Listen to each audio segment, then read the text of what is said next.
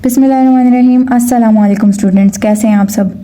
Class 9th unit number 1 real numbers की exercise 1.1 का question number 1 पहले ही मैं आपको करवा चुकी हूँ। आज हम क्वेश्चन नंबर 2 करेंगे जिसकी स्टेटमेंट है represent the numbers on number line. Number दिए हुए होंगे, हमने उनको नंबर लाइन पर रिप्रेजेंट करना है। तो वो किस तरह से रिप्रेजेंट करना है, तो इसका फर्स्ट पार्ट देखते हैं। क्वेश्चन नंबर 2 का फर्स्ट पार्ट है स्क्वायर रूट 2। इसका सॉल्यूशन है square root 2 is equal to, जब हम कैलकुलेट करेंगे स्क्वायर रूट 2 को हमारे पास आ जाएगा 1.41। हमने स्क्वायर रूट 2 लाना है किसी भी तरीके से, तो हम पाइथागोरस थ्योरम का यूज़ करते हुए स्क्वायर रूट 2 ला सकते हैं। पाइथागोरस थ्योरम क्या होता है, एच का square is equal to P का स्क्वायर प्लस बी का स्क्वायर। हमने बेस भी, ये बेस है और ये परपेंडिकुलर है। नंबर लाइन पर हमने नंबर शो कर दिए 0 से 1, 1 से 2। हमने बेस भी 1 रखी और परपेंडिकुलर भी 1 रखा। पाइथागोरस थ्योरम का यूज़ करते हुए p का स्क्वायर 1 का स्क्वायर हो गया और b का स्क्वायर 1 का स्क्वायर हो गया। 1 + 1 2 h का स्क्वायर, क्योंकि तीनों का स्क्वायर था, इनके स्क्वायर्स तो 1 1 हो गए, h का स्क्वायर रह गया। h का स्क्वायर को हमें ख़त्म करने के लिए स्क्वायर रूट लेना होता है, तो हम लिख लेंगे taking square root on both side. जब हमने h के ऊपर स्क्वायर रूट लिखा तो ये स्क्वायर रूट से कैंसिल हो गया, स्क्वायर रूट 2 के ऊपर आ गया। h की वैल्यू हमारे पास आ गई स्क्वायर रूट 2। नंबर लाइन पर ये बेस है, base is equal to 1, perpendicular is equal to 1। हमने हाइपोटेन्यूस फाइंड करना था, जो कि पाइथागोरस थ्योरम का यूज़ करते हुए हमने फाइंड कर लिया है। तो मैंने ये लिख दिया है h is equal to square root 2। Compass लेंगे और इस हाइपोटेन्यूस की मेजरमेंट कर लेंगे और इसको जहाँ रिप्रेजेंट करेंगे वहाँ हमें स्क्वायर रूट 2 पॉइंट मिल जाएगा। तो हमारा पॉइंट आ गया p is equal to square root 2। तो ये पॉइंट है हमारा स्क्वायर रूट 2 का, जिसे हम इक्वल कहते हैं 1.41 के। तो इसके साथ हमारा क्वेश्चन नंबर 2 का फर्स्ट पार्ट कंप्लीट हुआ। क्वेश्चन नंबर 2 का सेकंड पार्ट करते हैं। अगर आपने स्क्वायर नंबर 2 का फर्स्ट पार्ट किया है तो क्वेश्चन नंबर 2 का सेकंड पार्ट आपको ईजी लगेगा। तो इसको भी हमने नंबर लाइन पर रिप्रेजेंट करना है स्क्वायर रूट 3 को। जिस तरह से पिछला क्वेश्चन किया था उसी तरह से है ये क्वेश्चन। अगर हमने ये स्क्वायर रूट 2 निकाल लिया है, उसी के ऊपर स्क्वायर रूट 3 निकाल सकते हैं हम, क्योंकि हमारा आंसर आया था स्क्वायर रूट 2, वो हाइपोटेन्यूस था। अब हमने इसको बी कंसीडर कर लिया, बेस कंसीडर कर लिया, तो ये हमारी बेस हो गई। अब इसी के ऊपर हमने परपेंडिकुलर ड्रॉ करना है, तो हमने परपेंडिकुलर ले लिया p इज इक्वल टू 1।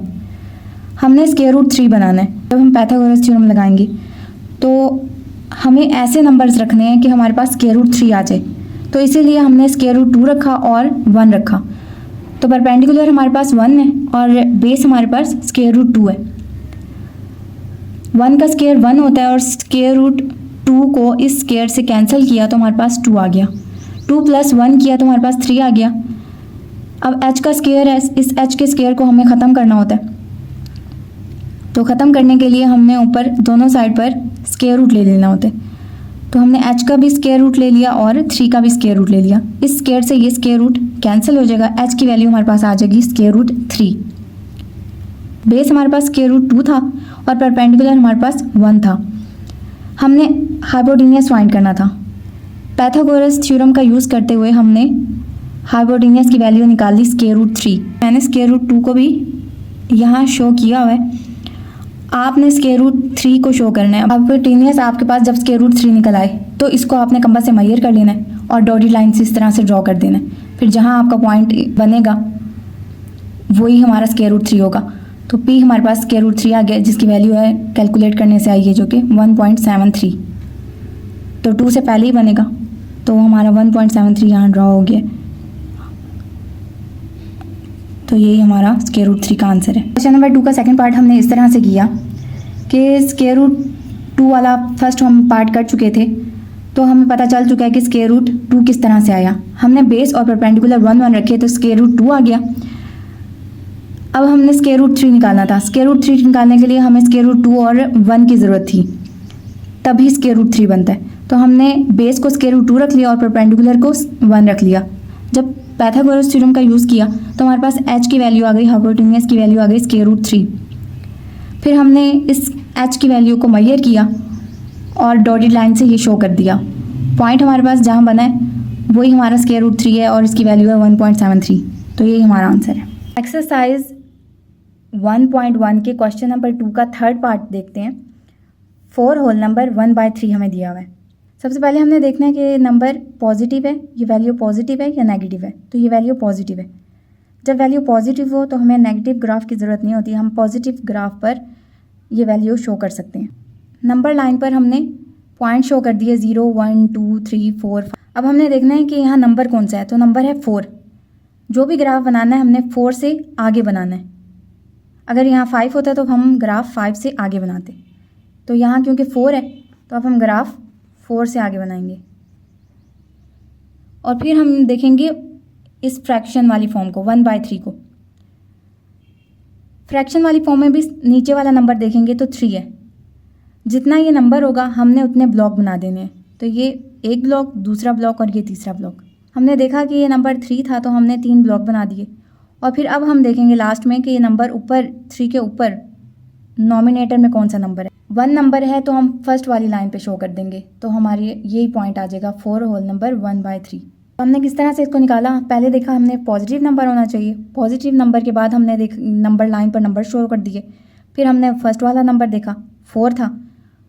4 के आगे ग्राफ बनेगा 1/3। ये शो कर रहा है कि नीचे वाला डिनोमिनेटर जो है उसमें हमने देखना है कि कितने ब्लॉक बनाने हैं। तो जितना डिनोमिनेटर था हमने उतने ब्लॉक बना दिए। और ऊपर वाले नंबर नोमिनेटर को देखा 1 है तो हमने 1 वाली लाइन पर शो कर दिया। तो यही हमारा आंसर है 4 whole number 1/3। Exercise 1.1 question number 2 का 4 पार्ट है -2 1/7। सबसे पहले हमने देखना है कि नंबर वैल्यू पॉजिटिव है या नेगेटिव है। तो हम देखते हैं कि वैल्यू नेगेटिव है। तो क्या अब हमें पॉजिटिव ग्राफ की ज़रूरत है। तो हमें पॉजिटिव ग्राफ की अब ज़रूरत नहीं है। हम इस वैल्यू को नेगेटिव ग्राफ पे शो करेंगे। 0 के राइट साइड पर पॉजिटिव ग्राफ होता है और 0 के लेफ़्ट साइड पर नेगेटिव ग्राफ होता है। तो क्योंकि वैल्यू नेगेटिव है तो हमने इसको नेगेटिव ग्राफ पे शो करना है। सबसे पहले मैंने आपको इससे पहले क्वेश्चन में भी बताया था कि हम देखेंगे क्या, -2 को देखेंगे। तो हमने -2 से -3 तक ग्राफ के अंदर ये शो करनी है वैल्यू। -2 से आगे हमने -3 तक ये ग्राफ शो करना है, ये वैल्यू शो करनी है। फिर हमने इस डिनोमिनेटर को देखना होता है। डिनोमिनेटर हमारे पास 7 है तो 7 ब्लॉक बनाएंगे। तो हमने 7 ब्लॉक बना लिए 1, 2, 3, 4, 5, 6, 7। और फिर हमने नॉमिनेटर को देखा कि 1 है तो हमने फर्स्ट लाइन पे शो कर देना है। तो यही हमारी वैल्यू होगी -2 1/7। तो हमने क्वेश्चन नंबर 2 का 4 पार्ट किस तरह से किया। हमने सबसे पहले देखा -2 को। -2 और -3 के बिटवीन हमारा ग्राफ बनेगा। हमने नीचे डिनोमिनेटर को देखा। डिनोमिनेटर में 7 था तो हमने 7 ब्लॉक बना लिए 1, 2, 3, 4, 5, 6, 7। फिर हमने नॉमिनेटर में वैल्यू को देखा तो हमारे पास 1 थी तो हमने फर्स्ट लाइन पे शो कर दिया। तो यही हमारा पॉइंट है। 5th पार्ट है 5/8।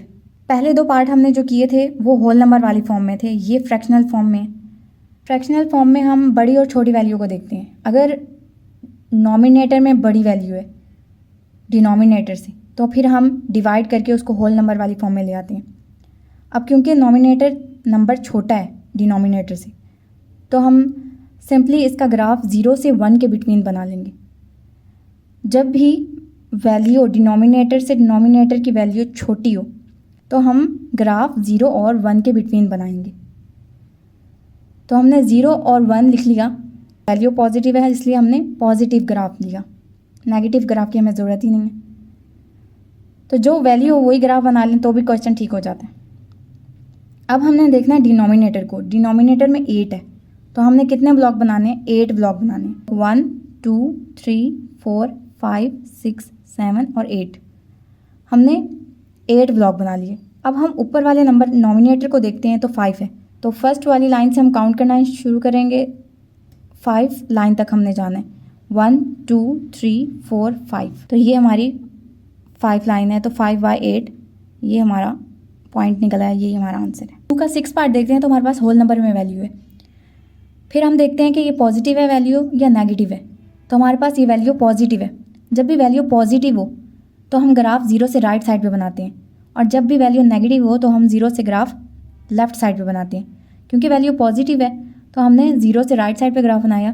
फिर हम ये देखते हैं नंबर 2 है, इस फर्स्ट वाले नंबर को देखते हुए हम ग्राफ बनाते हैं। तो हमने 2 और 3 के बिटवीन ग्राफ बनाना है। तो हमने ये नंबर लिख लिया 0, 1, 2 और ये 2 से 3 तक आपने डिस्टेंस इन गैप सेम रखना है। मैंने आपको समझाने के लिए गैप ज़्यादा रखा है, आपकी मर्ज़ी है, वरना ऐसे भी रख सकते हैं, लेकिन वैसे रखें तो ज़्यादा बेहतर है। तो आपने देखना है कि ये 2 है, 2 से 3 के बिटवीन हमारा ग्राफ बनेगा। फिर हम इस फ्रैक्शन वाली फॉर्म को देखते हैं 3/4। पहले हमने 2 को देख लिया कि 2 और 3 के दरमियान ग्राफ बनेगा। फिर हम 3/4 को देखते हैं। 3/4 में से भी हम डिनोमिनेटर को देखेंगे। तो डिनोमिनेटर हमारा 4 है, इसका मतलब ब्लॉक 4 बनेंगे, 1, 2, 3, 4। तो हमने इस 4 को देखते हुए ब्लॉक बना लिए। अब हम नोमिनेटर देखते हैं कि हमने किस लाइन पे शो करना है पॉइंट। तो हम यहाँ से काउंट करना शुरू करते हैं, 1, 2, 3। तो ये हमारा पॉइंट निकल आया 2 होल नंबर 3/4। अगेन रिपीट कर देती हूँ, 2 का 6 पार्ट हमने किस तरह से देखा। तो सबसे पहले हम देखते हैं कि क्वेश्चन पॉजिटिव है या वैल्यू नेगेटिव है। तो वैल्यू क्योंकि पॉजिटिव थी तो हमने 0 से राइट साइड पे ग्राफ बनाना है। इस 2 को देखते हुए हम ये देखेंगे कि 2 से बड़ा नंबर 2 से 3 के बिटवीन हमारा ग्राफ बनेगा। तो 2 से 3 के बिटवीन हमने ग्राफ बनाना है। और फिर हमने 3/4 को देखा, फ्रैक्शनल फॉर्म को, उसमें भी हमने डिनोमिनेटर को पहले देखना है। डिनोमिनेटर को देखते हुए हमने ब्लॉक बना लेने हैं। तो हमने 4 ब्लॉक बना लिए, 1, 2, 3, 4 ब्लॉक्स बना लिए इस 4 को देखते हुए। और ऊपर फिर हम लास्ट में इस 3 नंबर नोमिनेटर को देखेंगे। 3 नंबर को देखते हुए हमने पॉइंट को शो करना है। तो ये 1, 2, 3। तो हमारा आंसर आ गया 2 होल नंबर 3/4। तो यही हमारा पॉइंट है और यही आंसर है।